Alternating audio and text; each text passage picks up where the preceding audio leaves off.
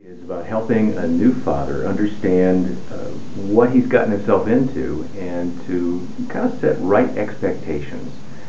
Now, I've got a lot of practical stuff in here, but it's not a how-to book. I didn't want to do a this, that, and the other thing, get those things checked off and you're doing well.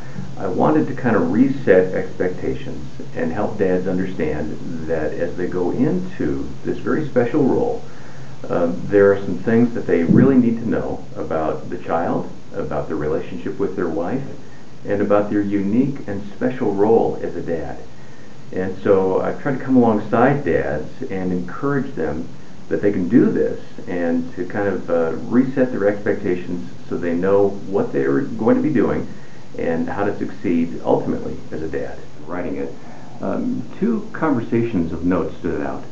One was on an airplane. I was sitting next to a guy who believed in Christ, who was active in his church, who was in a small group, and he wondered aloud to me how he could be a good dad to his two kids. He had two young daughters, and he was concerned. Despite knowing the right things and having a support group and probably some good models at the church, he still was a little paralyzed that he might mess up.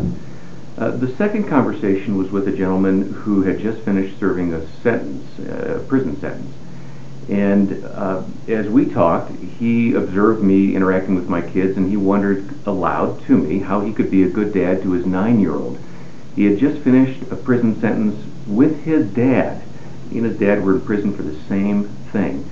And as he got out, he was trying to reconnect with this 9-year-old daughter, and he had no clue.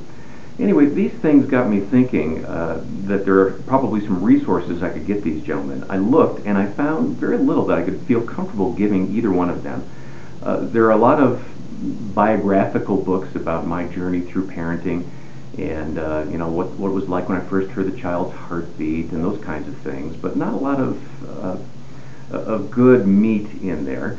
There are other books that are a little bit too lofty and seem to kind of tackle it from a 30,000-foot view. I want to go somewhere in between and offer dads something from my perspective as a dad of 6 that might enable them to say, yeah, I can do this, here's how.